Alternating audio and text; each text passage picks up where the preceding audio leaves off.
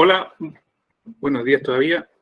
Mi nombre es Pablo Leal y a diferencia de lo que mostraron mis colegas, compañeros hace un momento, yo voy a hablar de experimentos de laboratorio para tratar de validar y entender los procesos y los resultados que hemos visto en terreno. Así que yo voy a mostrar unos resultados acerca del desempeño de los cocultivos, pero a nivel de laboratorio, similar a lo que ya hemos visto. Los muchachos anteriormente presentaron resultados que tienen variabilidad, pero que hay una relación directa entre si estos organismos, bivalvos y macroalgas pueden crecer juntos y por qué. La idea es aprovechar la interacción metabólica que existe entre estos organismos en teoría, y esto se explica con esta figura, que los bivalvos excretan compuestos nitrogenados al ambiente que pueden favorecer el crecimiento y la fotosíntesis de las macroalgas, y a su vez la fotosíntesis durante el día puede liberar oxígeno, ayudando o generando un efecto positivo en el crecimiento de los bivalvos, y a su vez la respiración de los bivalvos ayuda a la fotosíntesis de estas macroalgas. Pero la pregunta en este contexto es: ¿cuánto de cada especie cultivar para poder obtener crecimientos mayores en cocultivos? Por lo tanto, nuestro objetivo fue experimentar acerca de esto y determinar a través de experimentos de laboratorio la proporción óptima de cultivo para diferentes macroalgas y bivalvos en cocultivo. Para esto encontramos una herramienta muy útil que se llama la serie de reemplazo de DeWitt, que es una metodología para cuantificar interacciones competitivas entre dos especies dentro de un mismo ambiente. Y en este diseño, el principal característica es que se cambian las proporciones de cultivo, pero se mantiene un valor total en cocultivo que no cambia. Entonces se pueden obtener resultados como este, en donde la línea verde y la café identifican a un tipo de especie, y eso se llama rendimiento específico, y la suma de esos valores origina esta línea azul horizontal que se llama rendimiento relativo total, que para los casos de esta metodología es igual a 1. En este caso, aquí se ve de mayor a menor las proporciones, entonces aquí en un extremo hay un cocultivo de 1, y en el extremo siguiente habría el monocultivo, perdón, en los extremos, y en el centro hay proporciones de cultivo. En este caso no hay interacción, el crecimiento de ambas especies es lineal, por lo tanto la suma de estos dos rendimientos específicos es igual a 1, pero también se pueden observar distintos tipos de interacciones en donde la especie A reemplaza a la B o la B reemplaza a la A, pero no hay ningún cambio en este rendimiento total que es 1. Sin embargo, y para nuestra utilidad, existen relaciones mutualísticas entre las interacciones de macroalgas y bivalvos, ¿qué es lo que buscamos?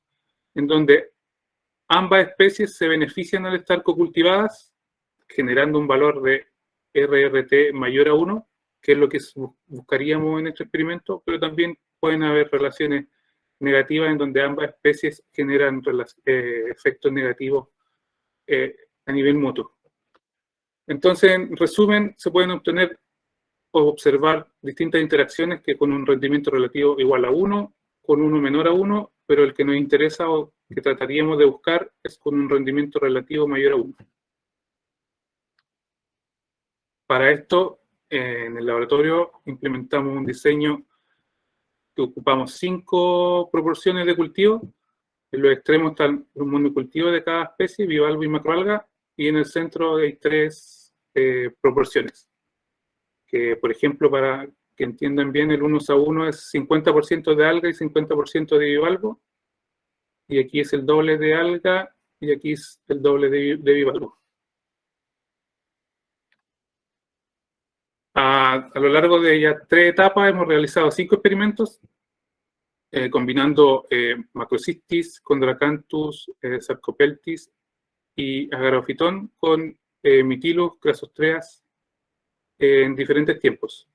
Y como esto es el laboratorio, hay condiciones estándar que se mantuvieron similares para los 5 experimentos, pero la variación de los experimentos, o la duración de los experimentos varía un par de días entre cada realización. También medimos otras variables fisiológicas como fotosíntesis, respiración y crecimiento del organismo, y también nutrientes, pero solo nos vamos a centrar en los resultados del diseño de serie de reemplazo de WIT. Nuestro experimento lo realizamos en el Centro de Maricultura Huehue, que son las dependencias experimentales del IFOP en Ancud, en Huehue, en donde tenemos instalado nuestro laboratorio ARMLab, que es el laboratorio para estudios de ambiente y recursos marinos. Como les expliqué anteriormente, en este resultado vamos a ver las 5 proporciones de cocultivo con los rendimientos específicos para cada organismo y el rendimiento total, que es la línea horizontal negra en todos los casos.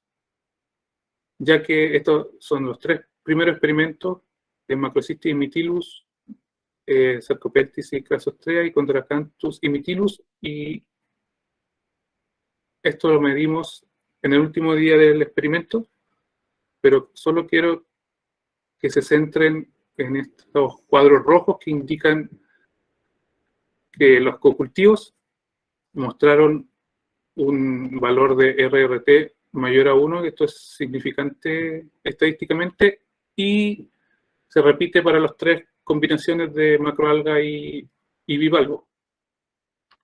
Y también pudimos observar que hay una tendencia, que en algunos casos esta es significativamente en niveles estadísticos y en otros no, pero hay una tendencia a que para estas 2 macroalgas junto con Mytilus, la proporción óptima sería 2:1, mientras que para Sarcopeltis y Crassostrea sería 1:1. Después de ver estos resultados, quisimos medir estas variables de WIT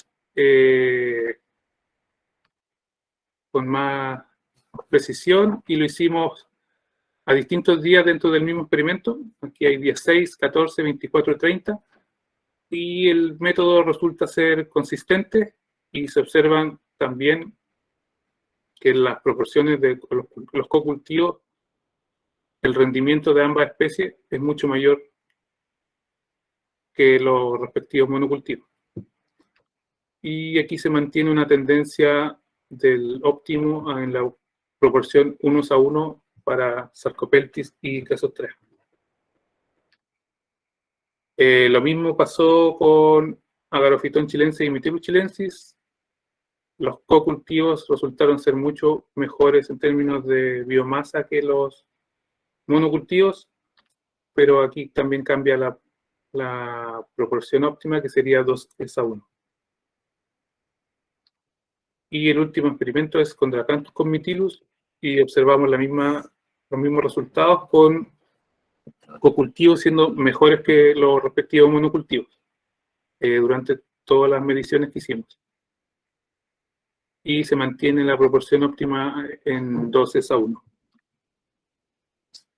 Pero es importante mostrar o indicar que para los periodos de experimentación, estos resultados positivos en términos de crecimiento de macroalgas y bivalvos en cocultivo está principalmente dado por las mayores tasas de crecimiento de las macroalgas que están en estas barras grises, en comparación con las tasas de crecimiento de los bivalvos en cocultivo y monocultivo. Así que principalmente estos resultados son generados por las macroalgas crecen mucho más rápido que los bivalvos. Es por esto mismo que en nuestra siguiente etapa vamos a incorporar el concepto de portafolio que mostró Francisco Galleguillos en estos experimentos, y la idea será mantener una especie de bivalvo cultivado mayor tiempo. Aquí pusimos cerca de 40 días como ejemplo, pero podrían ser más, y ir cambiando la especie de macroalga cada 2 o 3 semanas para poder determinar este mismo variación en el sistema de reemplazo de DeWitt, para ver si es posible detectar si el crecimiento de los bivalvos es positivamente afectado por la macroalga o solamente la macroalga es la que crece mejor. En Francisco Galleguillo y también mencionó que los cocultivos, la idea de hacer estos experimentos es determinar si pueden otorgar mayor servicios ecosistémicos que puedan ser cuantificados.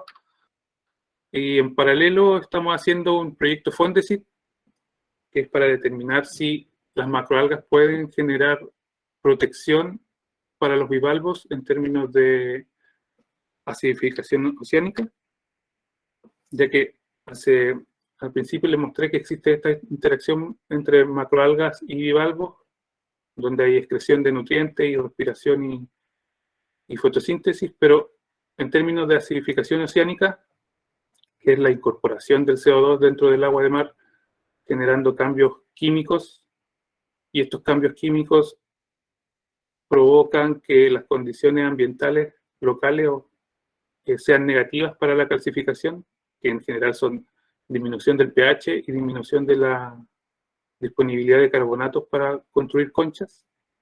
Durante el día las macroalgas podrían revertir este efecto, ya que al fotosintetizar consumen CO2 y liberan oxígeno, y como consumen este CO2 aumentan o mejoran las condiciones del agua de mar para que los bivalvos puedan calcificar. Sin embargo, en la noche esto se revierte, ya que ambos organismos respiran, por lo tanto ambos liberan CO2, que llegaría a niveles similares que produce la acidificación oceánica, por lo tanto generaría condiciones negativas para que los bivalvos calcifiquen. En este contexto hemos hecho un par de experimentos en donde también usamos proporciones un poco distintas a de los experimentos que ya mostré, con valores de pH inicial del agua de mar, y como ejemplo vemos estos resultados. La línea negra es el periodo de noche.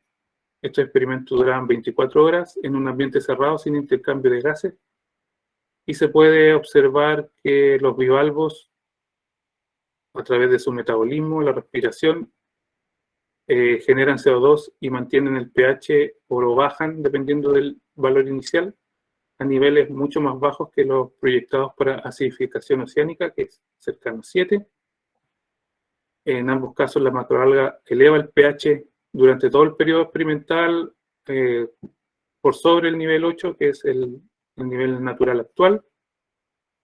Y el cocultivo, cuando están ambos juntos, el pH es elevado también, principalmente por la actividad metabólica de la macroalga, pero los niveles de pH siguen siendo cercanos a acidificación. Esto sugiere que la proporción que usamos para el cocultivo podría ser no es óptima para poder elevar el pH a niveles mayores. Por lo tanto, este tipo de experimentos nos ayudarían a determinar ese tipo de soluciones, ver si la macroalga realmente puede proteger a los bivalvos en un cultivo en aguas más ácidas.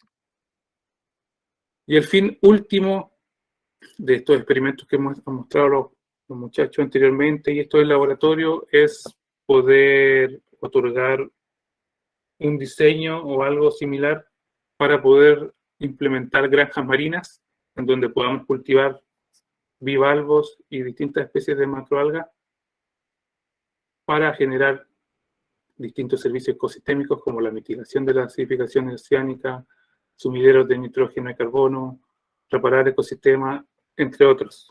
Sin embargo, es importante considerar las condiciones locales ambientales donde se quieren implementar estos cultivos, ya que condiciones como la hidrodinámica pueden alterar estos beneficios o el valor de estos beneficios, ya sea en términos de acidificación oceánica o de nutrientes, que pueden resultar o no. Por ejemplo, en un lugar con un recambio de agua más rápido que otro, no sería fácil llegar a estos beneficios mutuos. Como conclusiones, de acuerdo a nuestro experimento, la metodología de WIT es útil para determinar proporciones óptimas en cocultivos. El crecimiento de ambos organismos, macroalga y bivalvo, es maximizado en cocultivos comparado con los respectivos monocultivos. Hay una tendencia de proporción óptima para los cocultivos que en caso de las macroalgas, más el chorito es 2:1, pero macroalgas más ostra es 1:1. El rendimiento relativo total es mayor en los monocultivos, en los cocultivos, pero principalmente relacionado a las mayores tasas de crecimiento de las macroalgas para nuestros experimentos que fueron de corta duración. Y existe un potencial de los cocultivos para proveer servicios ecosistémicos que son dependientes de las condiciones ambientales locales. Eso. Y darle las gracias al equipo del laboratorio del ARMLab, que es Carla y Daniela, que sin su ayuda no podríamos estar mostrando estos resultados. Gracias. Gracias, Pablo. Tenemos tiempo para 2 preguntas. Así que los animo a preguntar.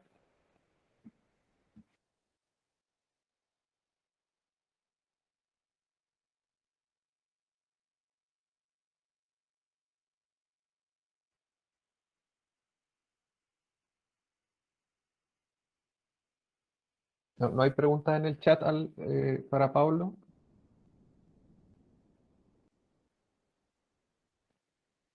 ¿Algo más que agregar, Pablo, si es que no hay preguntas? ¿O una autopregunta? No. Creo que está todo dicho. Sí, yo retomo algo bueno, que seguimos trabajando con esto, así que... inicio. Sergio Mesa consultaba respecto al ostión, pero no hemos trabajado aún con ostión. Como ves, no está dentro de las especies que han sido objeto de estudio en laboratorio. No, principalmente porque en el laboratorio necesitamos organismos que crezcan más rápido. Y preferimos el chorito antes que la ostra y después el ostión. Pero una vez que tengamos ya más información cómo se comportan el chorito y los macroalgas en cultivo, podríamos incorporar otros bivalvos de crecimiento más lento, pero habría que considerar que los experimentos deberían ser más largos. Entiendo que el próximo año corresponde incorporar la ostión en el cerro solar. Ahí también van a hacer experimentos con algas y ostión en el agua, en el fondo. En el terreno, por decirlo de una manera. Eso va a estar interesante. Ahora aparece una pregunta de Cristian Sepúlveda y con esa concluimos la presentación. Hola Pablo, hola Francisco, y tengo la cámara mala, así que lo lamento. Pablo, una consulta, ¿cómo te imaginas en el mar? O sea, haciendo esto mismo, buscando estas interacciones, ¿no es cierto?, en una bahía o en un sistema semi-expuesto. Cosa también de ir avanzando hacia los policultivos, cultivos multitróficos. ¿Piensas que estamos muy lejos de eso? ¿Piensas que podemos empezar a escalar? ¿Cómo podemos cooperarnos con ustedes para poder tener ciertas proporciones entre algas y los bichos que intentamos colocar en las áreas de manejo específicamente? ¿Ves ahí que se puede avanzar en algo? Todavía estamos muy lejos. Eso, y muchas gracias. Gran trabajo. Gracias. Lo veo es complicado, pues de hecho lo intentamos hacer el año pasado, o antes de la pandemia, y es muy difícil poder determinar primero en terreno cuánta cantidad de algas y bivalvo podría generar un servicio ecosistémico como, por ejemplo, protección o refugio para la calcificación. Y por lo mismo partimos con experimentos en laboratorio para poder ver cuál es lo más importante. Ahora vamos a empezar a hacer experimentos con flujo o recambio de agua en laboratorio para ver cuándo se deja de ver este halo de protección que genera la macroalga a través de la fotosíntesis para los calcificadores, porque para poder instalarlo en terreno yo creo que es necesario conocer la hidrografía y la importancia o la capacidad que tiene el alga de generar esta protección antes de que se disuelva, o cuánto dura esa protección antes que se disuelva con un recambio de agua o con una lluvia o con algo. Yo creo que nos falta mucho para poder realmente medirlo o ver si esto existe en terreno o no. Porque en un bosque hay experimentos o hay mediciones en ambiente natural y es súper... principalmente en sigras, se generan ambientes de protección para la calcificación, pero dependiendo de la biomasa de la macroalga y del flujo de agua, esto cambia cada 2 horas o cambia día y noche o simplemente no existe esta protección. Entonces, si no conocemos bien eso, es difícil hacerlo en terreno, replicarlo. Así que eso es como el objetivo del laboratorio que tenemos, es tratar de encontrar no sé si una solución, pero algo que sea medible en terreno. Gracias, Pablo.